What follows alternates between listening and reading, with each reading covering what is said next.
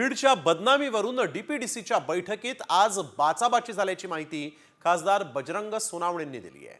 डीपीडीसीची बैठक पार पडल्यानंतर खासदारांनी याबाबत माहिती दिली। धनंजय मुंडे, सुरेश धस आणि बजरंग सोनावणे यांच्यात बाचाबाची झाली। दहशतीच्या मुद्द्यावरून बाचाबाची झाली असंही खासदारांनी सांगितलेलं आहे।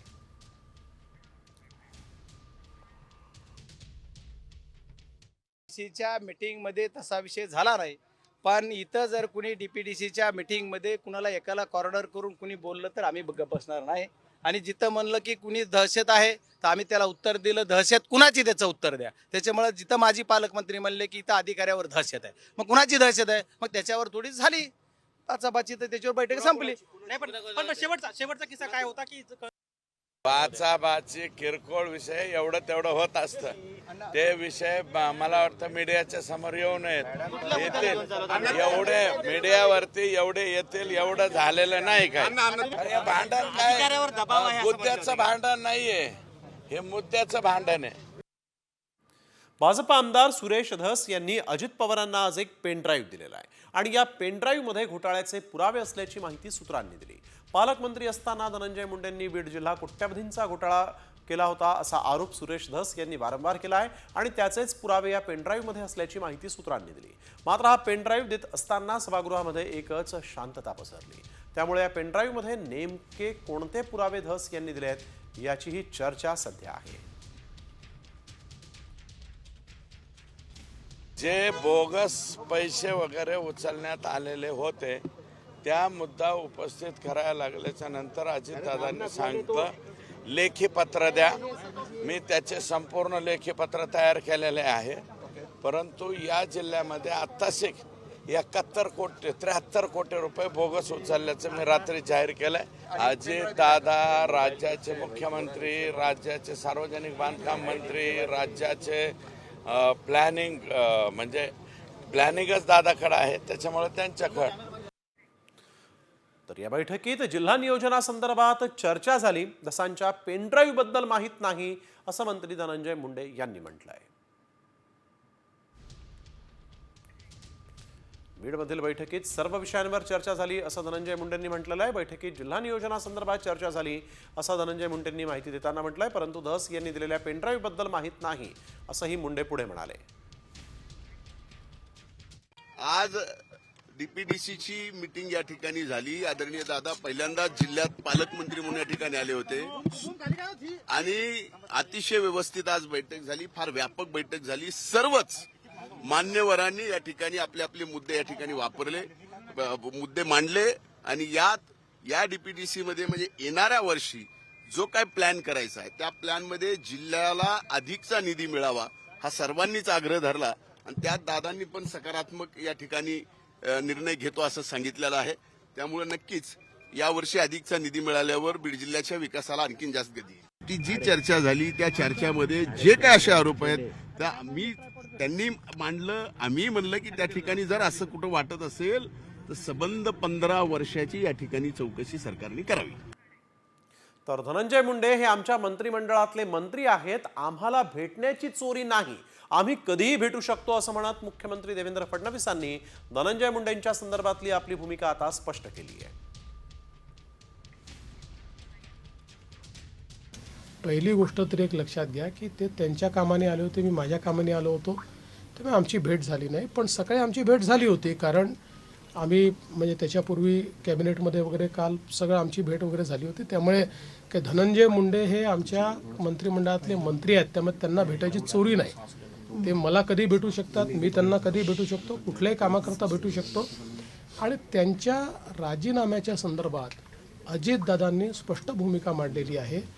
अजितदादांची भूमिका हीच अधिकृत भूमिका आहे। तर डीपीडीसीच्या बैठकीआधी पालकमंत्री म्हणून बीडचा पहिलाच दौरा करणाऱ्या अजित पवारांनी सज्जड दम दिलेला आहे। विकास कामं करताना खंडणी मागू नका, नाहीतर मुक्का लावायला मागे पुढे पाहणार नाही असा इशारा अजित पवारांनी दिला। बंदूक दाखवली तर परवाना रद्द करण्याचाही इशारा अजित पवारांनी दिलेला आहे। तसंच चारित्र्य स्वच्छ ठेवा असा सल्लाही अजित पवारांनी यावेळेस कार्यकर्त्यांना दिला। चांगलं वागा, मी तुमच्या मागे पूर्ण ताकद उभी करेन, तुम्हाला कोणाला वाऱ्यावर सोडणार नाही। पण चुकीचं वागला तर तुम्हाला कार्यवाही केली जाईल. तुमच्यावर जे काही चे नियम आहेत त्या पद्धतीनं कलम लावली जातील. सातत्य ते राहिलं तर मकोका पण लावला जाईल, कारण 3-4 केसेस एखाद्याच्यावर लागल्या 4 एक गंभीर स्वरूपात तर ते होतं. बाहेरचे गुंतवणूक करायला विंडमिलवाले येत आहेत, त्यांना जर कोणी खंडणी मागितली इथं नाही तिथं नाही, हे कुठं सरकारच्या रस्ते अडवलेले पण चालणार नाही आणि ह्या सगळ्या गोष्टी चालणार नाही. तर अजित पवारांनी कसा दम भरलाय ते आपण बघतोय. विकास कामं करताना खंडणी मागू नका, मोक्का लावेन. वेडवाकडं काम केलं तर सहन करणार नाही असंही अजित पवारांनी कार्यकर्त्यांना उद्देशून म्हटलंय. बंदुका दाखवणारे आणि त्यावेळेसचे रील्स बनवणाऱ्यांवर देखील कारवाई करेन. परवानाही बंदुकांचा रद्द करेन. दुष्ट प्रवृत्तीच्या लोकांना दूर ठेवा, चारित्र्य स्वच्छ ठेवा. गुन्हेगारी प्रवृत्तीच्या लोकांना कदापि संरक्षण दिलं जाणार नाही असं अजित पवारांनी म्हटलंय. तर धनंजय मुंडेंसमोरच अजित पवारांनी खंडणीचा मुद्दा काढला आणि त्यामुळे अजित पवारांचा नेमका रोख हा कोणाकडे होता याचीही चर्चा आता मात्र सुरू झालेली आहे. तर अजित पवारांनी कार्यकर्त्यांना दम भरल्यानंतर सामाजिक कार्यकर्ते अंजली दमानी यांनी मंत्री धनंजय मुंडेंवर मुक्का लावण्याची मागणी केली. अवादा खंडणी प्रकरणावरून दमानी यांनी बीडच्या पालकमंत्र्यांकडे ही मागणी केलेली आहे.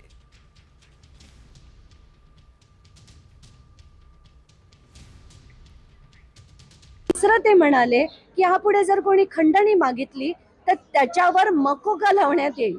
हे ऐकून जरा नवलच वाटलं, कारण खरं तर अवादाच्या कर्मचाऱ्यांना हे जे 29/11चा जो व्हिडिओ देखील आता बाहेर आलाय, तर ती जी खंडणी मागितली गेली त्याचा जो FIR देखील झालाय त्याच्यावरनं दिसतंय की ही वाल्मिक कराडनी मागितली.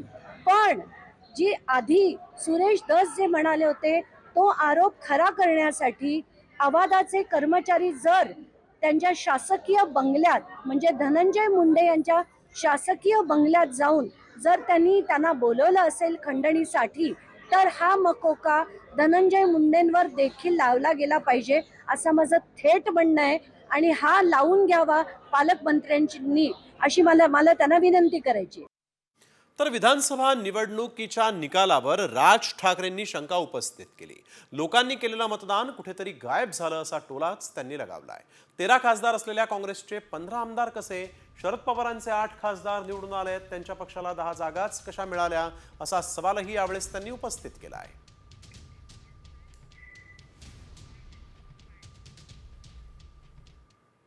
मी तुम्हाला आज काय सांगायला आलोय, या मतदानावरती जाऊ नका. लोकांनी आपल्याला मतदान केलेलं आहे, फक्त ते आपल्यापर्यंत आलेलं नाहीये.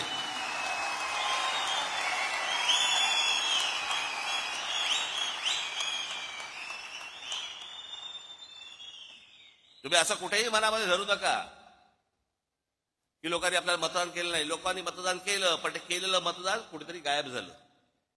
त्या लोकसभेला सर्वात जास्ती ज्यांचे कोणाचे खासदार निवडून आले असतील तर ते काँग्रेसचे निवडून आले. त्यांचे 13 खासदार निवडून आले काँग्रेसचे. शरद पवार साहेबांचे 8 खासदार निवडून आले. 8 खासदार,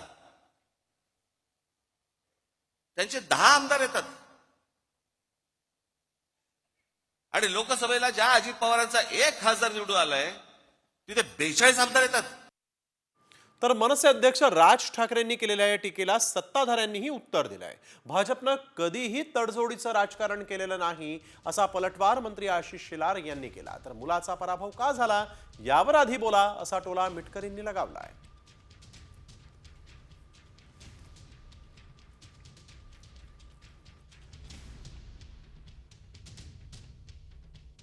श्रीमान राज ठाकरेजी यांनी त्यांच्या राज्यस्तरीय पदाधिकारी संमेलनामध्ये जो एक नरेटिव्ह सेट करण्याचा प्रयत्न करत आहेत तो आणि अर्धवट माहितीच्या आधारावर आहे. प्रथम राष्ट्र आणि राष्ट्रवादी विचाराच्या आधारावर राष्ट्र निर्माण या आधारावरच राजकारण कधीच आम्ही तडजोड केलं नाही. आपल्या सुपुत्रांचा दारुण पराभव का झाला आणि आपल्या जागा का निवडून आल्या नाहीत यावर त्यांनी भाष्य करावं. आणि त्याकरता अजितदादांसारखं पहाटे 5 वाजतापासून मला असं वाटतं त्यांनी कामाला लागलं पाहिजे. त्याच्याशिवाय अजितदादा नावाचा विकास पुरुष त्यांना कळू शकणार नाही. तर राजकारणात कधी काय होईल हे काही सांगता येत नाही. गेल्या 5 वर्षांमध्ये राज्याच्या राजकारणात तर अनेक अविश्वसनीय घडामोडी घडल्या. आता भाजप आणि उद्धव ठाकरे एकत्र येण्याच्या चर्चाही रंगलेल्या आहेत. काल भाजपचे मंत्री चंद्रकांत पाटील यांनी उद्धव ठाकरे आणि भाजप एकत्र येण्याचे संकेतच दिले आहेत. आपली पुन्हा युती झाली तर तो आनंदाचा क्षण असेल असं चंद्रकांत पाटील उद्धव ठाकरेंना म्हणाल्याची माहिती सूत्रांनी दिलेली आहे.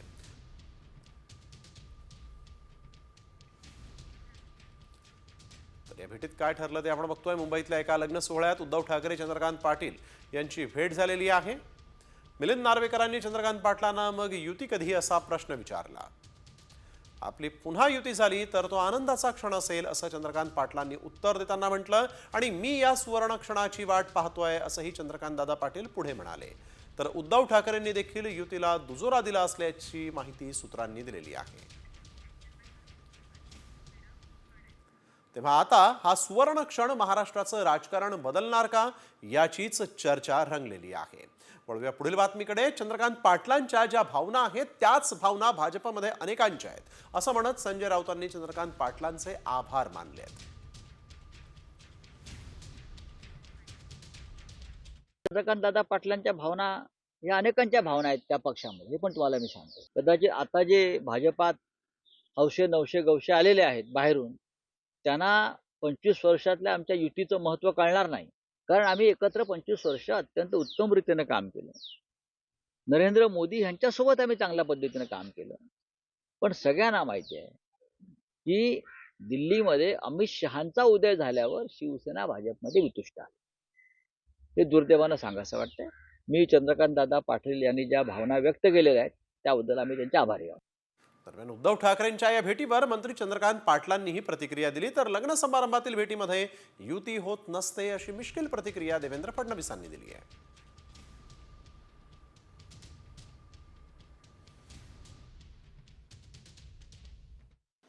फक्त भीती वाटते अलीकडे कोणाला मित्र म्हणताना की प्रेसवाले त्याचा काय अर्थ केला. काल आमदार आणि माझे परमित्र पराग अळवणी यांच्या मुलीच्या लग्नाला गेलो. मी गेलो त्याला उद्धवजी शुभेच्छा देऊन खाली उतरत होते आणि मी शुभेच्छा द्यायला वर चढत होतो. समोरासमोर आलो, नमस्कार केला. पण त्या लग्न समारंभातही प्रेस उपस्थित होती आणि ते शूट केलं आणि जवळ बहुधा दुसरी बातमी येईपर्यंत ते आता ते चालवतील की आम्ही दोघे भेटलो, आता काय होणार. असं आहे की लग्नामध्ये भेटणं हे स्वाभाविक आहे. मी जर असतो तिथे तर माझी देखील भेट झाली असती. त्यात उद्धव ठाकरे यांनी भाजप जवळ येते असं वाटतं त्याच्यातून. असं आहे, पहिली गोष्ट तर लग्नात भेटल्यामुळे पक्ष जवळ येतात किंवा युती होते इतका भाबडा विचार हा किमान तुमच्यासारख्या ज्येष्ठ पत्रकारांच्या डोक्यात तरी येऊ नये अशा प्रकारची माझी अपेक्षा आहे. तर मराठा नेते मनोज जरांगे पाटलांनी आपलं आमरण उपोषण आज मागे घेतलेलं आहे. आता उपोषण होणार नाही, आता समोरासमोर लढाई होणार. मागण्या मान्य न झाल्यास मुंबईला जाणार असा इशाराच जरांगे पाटलांनी दिला आहे. 8 मागण्या दिल्या, त्या मागण्या मान्य करणार की नाही हे बघायचं आहे असंही जरांगे पाटील यांनी म्हटलंय. आता शक्यतो इथून पुढे उपोषण होणारच नाही. आता समोरासमोर लढायची तयारी ठेवायची आता यांच्याकडे. कारण हे दगाफटका करणार नाहीत असं वाटतं. फडणवीस साहेबांना मी एकाच शब्दात उत्तर मागितलं होतं, आणखीन मिळालेलं नाहीये.